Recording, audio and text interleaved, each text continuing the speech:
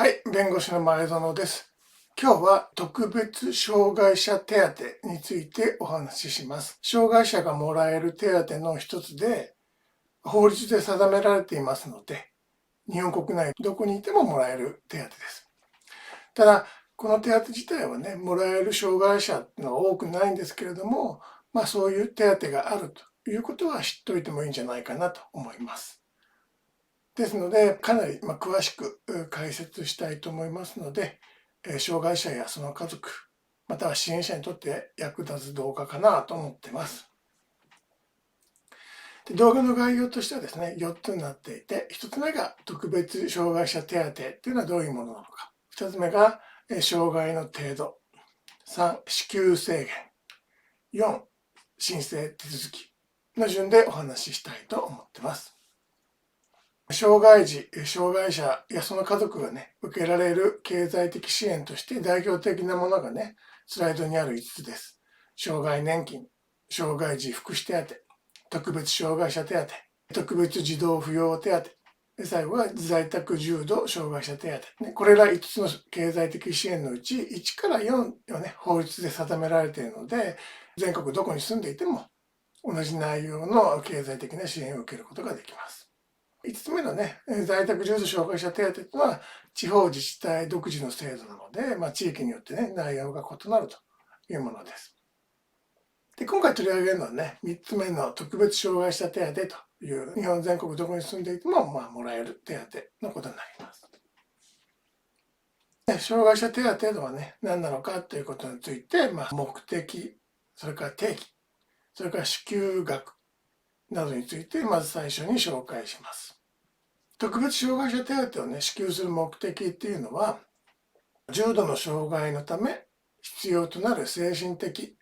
物質的な特別な負担の軽減の一助として手当を支給することによって、特別障害者の福祉の増進を図ることを目的とした手当と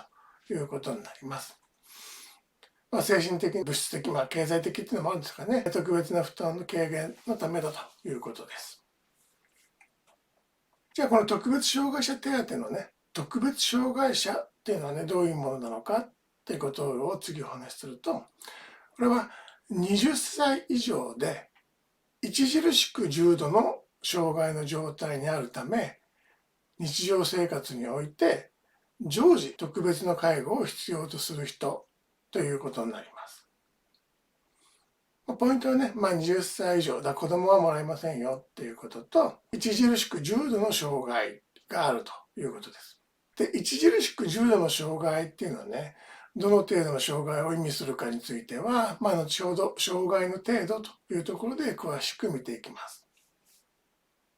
次、支給金額と支給時期なんですけれども、この特別障害者手当についてね、定められている法律では、月額26,500円となっているんですけれども、ただし毎年ね、4月にはこの支給金額っていうのが改定されていて、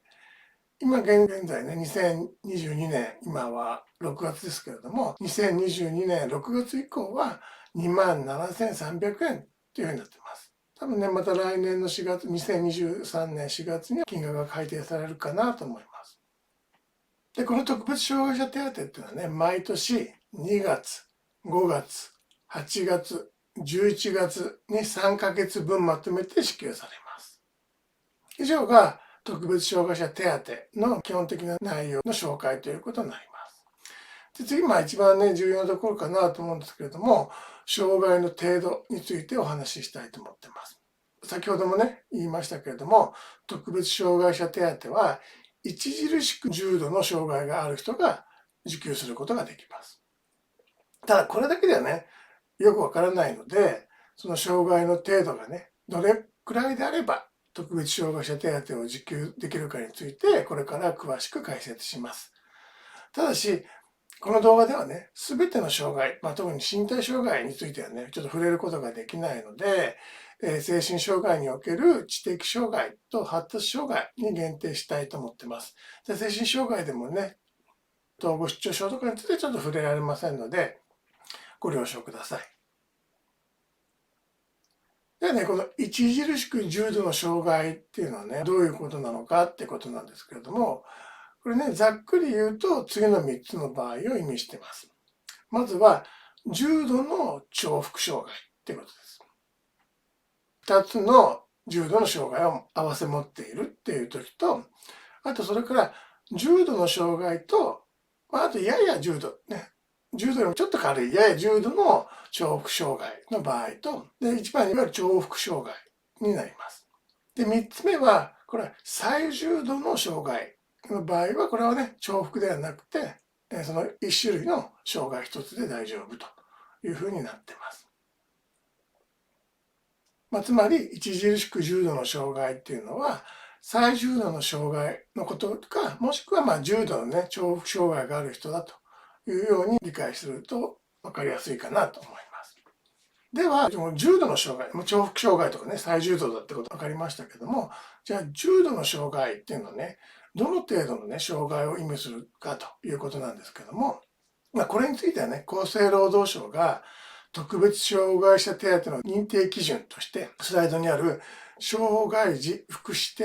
当及び特別障害者手当の障害程度認定基準についてという文章を公表しています。で、このね、文書によって重度の障害っていうのはね、どういうものなのかっていうことが明らかになっています。で、精神の障害についてはね、この文書の9ページから10ページ、それから17ページから19ページに詳しく書いてあります。この文書自体をね、見てみたいなって人は、概要欄にね、URL を貼ってますので、直接そちらを見てください。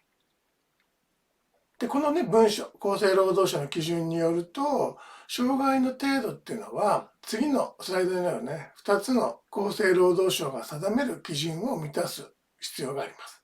一つは、精神の障害の程度。それから、日常生活能力の程度。この2つについてね、それぞれ基準を満たす必要があるということになっています。精神のね、障害の程度っていうのは、精神障害の種類によってね、ちょっと基準が違いますので、これから知的障害と発達障害についてね、どういう基準になっているのかということを紹介したいと思います。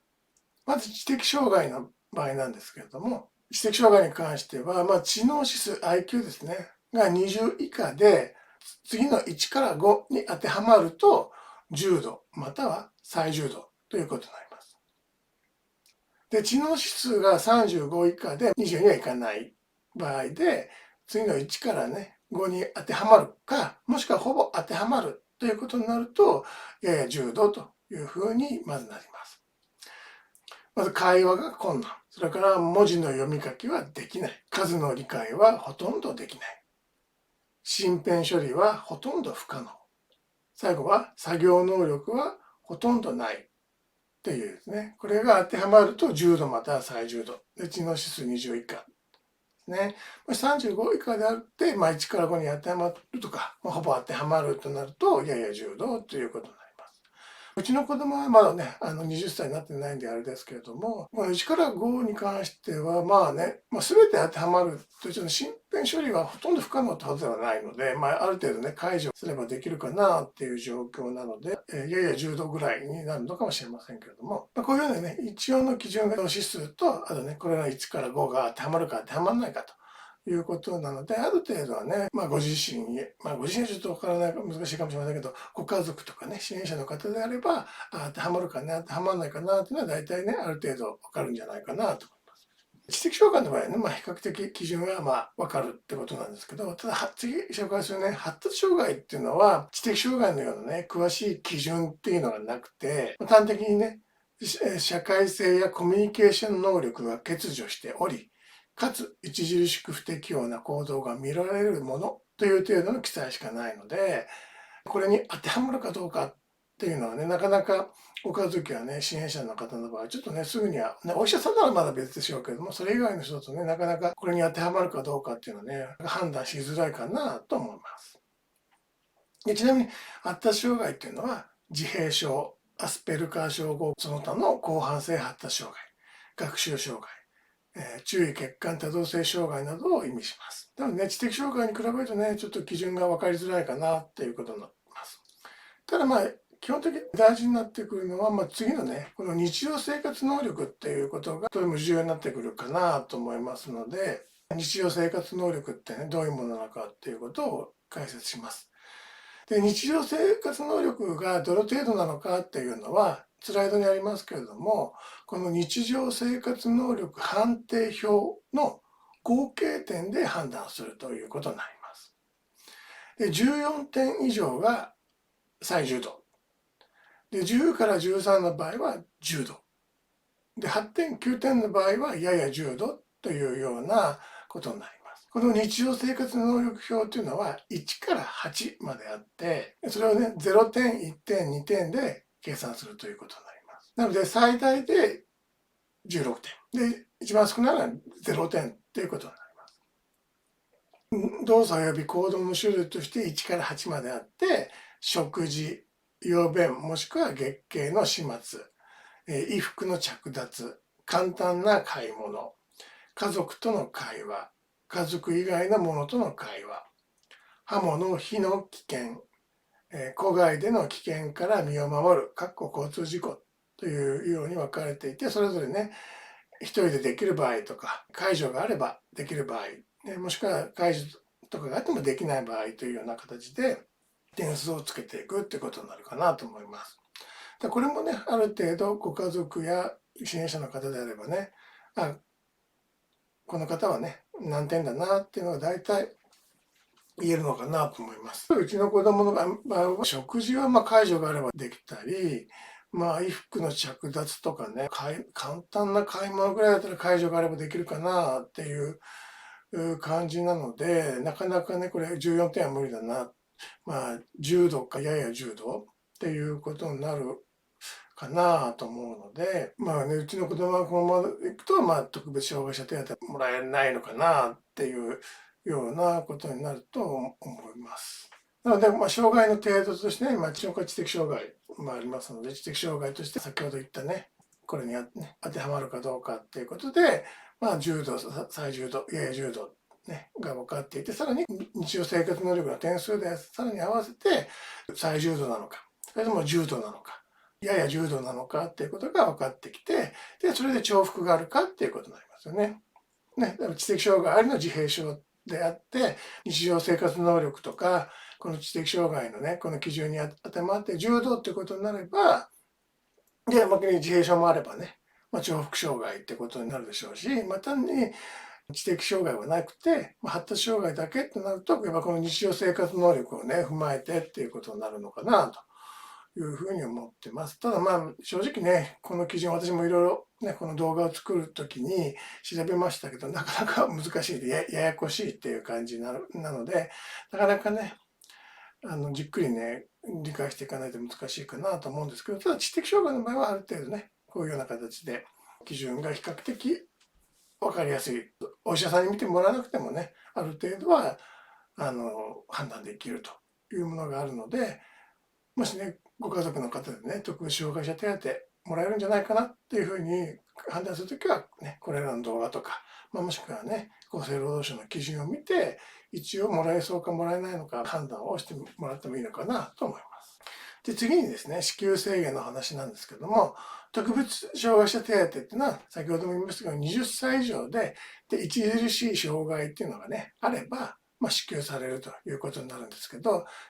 でただし、支給が制限されるということもあります。で、これからね、主な支給制限について紹介するんですけれども、支給制限については、制限する事情がなくなれば支給されるというものなので、支給制限に引っかかったらずっともらえないというわけではないので、あくまでも支給が一時停止するというね、理解でいいかなと思います。で、まず一つ目がですね、入院による支給制限ということになります。だから特別障害者手当っていうのはね、基本的に在宅の人がもらえる手当ということになります。どういう場合にね、支給制限になるかというと、生活介護を提供している障害者支援施設や、それに類する施設に入所した場合っていうのは、特別障害者手当はもらえませんよということになっています。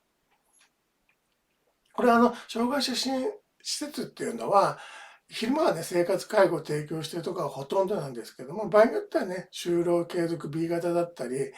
っていうところもあったりもするので、そういう場合は当てはまらない。あくまでも生活介護を提供している昼間ですね、障害者支援施設に限られます。で、2つ目としては、病院、診療所に3ヶ月以上入院する場合と。この場合も支給制限になるということになります。なので、退院すればね、また特別障害者手当の支給が再開されるということだと思います。で、もう一つの制限としてね、所得制限というのがあります。受給者本人、その配偶者、もしくは受給者本人の生計を維持する扶養義務がある親族の前年の所得によって1年間支給が停止するということがあります。所得制限の金額の目安っていうのは厚生労働省のサイトにありますので、そちらをご覧になってください。URL をね、概要欄に貼っておきます。所得制限についてね、特別児童扶養手当とか、障害基礎年金とかにもあったりもするので、どっかね、別の動画でね、まとめてお話ししたいと思ってますので、今日はね、この動画で簡単にご紹介する程度で留めておきます。で、基本的にはね、特別障害者手当をもらっている障害者自身がね、この所得制限を受けることってのはあまりないかなと。かなり重度の方しかもらえないとなると、ね、いわゆる働くってこともね、そもそも難しいんじゃないかなと。働いてる人でね、特別障害者手当をもらうっていうのはなかなか難しいかなと。だから親御さんとかね、おじいちゃんおばあちゃんの不動産をもらってね、その家賃収入を得てるみたいなね、そういうことがあれば、もしかしたら所得制限引っかかるってことはあるかなと思いますけれども、そういう場合以外はね、所得制限を受けることっていうのはあまりないんじゃないかなと思います。もしくはね、特別な才能を発揮してね、絵画とかね、音楽とか、そういうのを発揮して、そこで収入を得てるというような場合ですかね。そういう場合以外は所得制限を受けることはないんじゃないかなと思います。ただ注意しなきゃいけないのは、受給者本人の生計を維持する扶養義務がある親族。例えばどういう人なのかというと、同居して生計が一緒の父、母、ね、親とか、もしくは仕送りをしている家族ということですね。父、母、もしくは兄弟ということになります。そういう人たちが高額所得者であったりすると、所得制限に引っかかる場合がありますので、その点はね、ご注意ください。で、最後ね、申請手続きのお話なんですけども、これまでのね、解説を聞いて、特別障害者手当が受給できそうな、ね、人がいるんじゃないかなと思うんですけども、その人に向けてね、申請手続きについても簡単に説明します。で、まず必要な書類をね、手に入れてください。特別児童扶養手当の認定というのは地方自治体で行います。ですので、まずね、この申請に必要な書類を役所の窓口などで手に入れてください。地方自治体によってはね、インターネットでダウンロードできるところもあるかもしれません。窓口に行った方がね、確実に手に入るかなと思います。で、どういう書類があるのかっていうと、大きく分けて3つです。認定請求書、それから認定診断書、最後は所得状況届というものを、これは特別な書類があるのでもらってくる必要があると思います。で、このうち診断書はね、専門医に作成してもらうんですけど、1と3に関しては申請者ご本人が作成する。申請者ね、ご家族やその支援者が申請するということになります。で、必要書類をね、もらってきて作成が終わったということになったら、次の書類と一緒に役所の窓口に提出します。一つが、申請者自身の戸籍謄本、もしくは戸籍抄本ですね。それから申請者の世帯全員の住民票の写し。で、最後が所得制限の関係なんですけれども、申請者、その配偶者、申請者を扶養する義務があって、かつ申請者のね、生計を維持している親族の所得に関する書類というものが必要になってきます。これ具体的にどういうものかっていうのは、ちょっと役所に確認してもらった方が早いかなと思うんですけど、多分今はね、それぞれのね、申請者、配偶者、それから親族ね、扶養している親族のマイナンバーが分かれば、多分ね、これらの書類を出さずに、地方自治体の方でね、調べてくれるっていうことになるんじゃないかなと。なので省略できるんじゃないかなと思います。これらのね、必要書類をね、全部準備して提出するということになった後は結果がね、来るのを待つということになります。提出した書類に不備がなければね、しばらくしたら認定の結果が文書、紙でね、知らされるということになります。でもしね、もらえるんじゃないかなと思っていて、だけど認定却下っていうね、通知が届いた場合には、ね、でなおかつその結果が納得できないという人の場合はね、不服申し立てのね、手続きっていうのがありますので、そういうのもね、あるということは頭の片隅に入れてください。基本的には多分ね、診断書の問題だと思うので、診断書をね、しっかりね、見ていただくと。申請する前にね、見てもらって、ご家族とかね、支援者からすると納得いく内容の診断書になってるのかってことはね、事前にちゃんと確認した上で、もう一つ違うなと思ったら、主治医専門医と話して書き直してもらうということも必要になるかなと思います。で、これでね、特別障害者手当の解説はおしまいです。で、この動画をね、最後まで見てもらった方はね、わかると思うんですけれども、特別障害者手当をもらえるっていうのはね、障害者のほんとごく一部っていうことになります。月額の支給額はね、大した金額ではないのに、なぜね、こんなにもらえる人を絞り込むのかっていうのはね、ちょっと私もよくわからないですね。この特別障害者手当をもらえるかなり重いね、障害者以外の重度の障害者、やや重度の障害、重複障害はないけれどもね、重度の障害が持ってるっていう人の場合は、障害基礎年金だけではね、施設入所しない限りは、もう人並みの生活っていうのはね、障害基礎年金だけでは送ることができないっていうのが現状なんで、この特別障害者手当をね、もらえる対象者っていうのはね、もっと増やしてもらえるとありがたいなと思います。で、うちの子もね、今現状の状態ですと、なかなかね、特別障害者手当はもらえないんじゃないかなっていうような状況なので、ね、やっぱり対象者の拡大っていうことはね、うちの子供にとってもね、大事かなと思ってますので、このね、特別障害者手当をね、もうちょっとね、広くね、もらえる人を増やすというようなことについてはね、私もこれからね、少しずつ発信していけたらなというふうに思ってます。で、このね、動画とほぼ同じ内容のブログっていうのがね、ありますので、概要欄にそのブログの URL 貼っておきますので、もしね、このね、特別障害者手当について文字でもね、ちょっと確認したいよっていう方はそちらをご覧になってください。ではね、最後までご視聴いただきありがとうございます。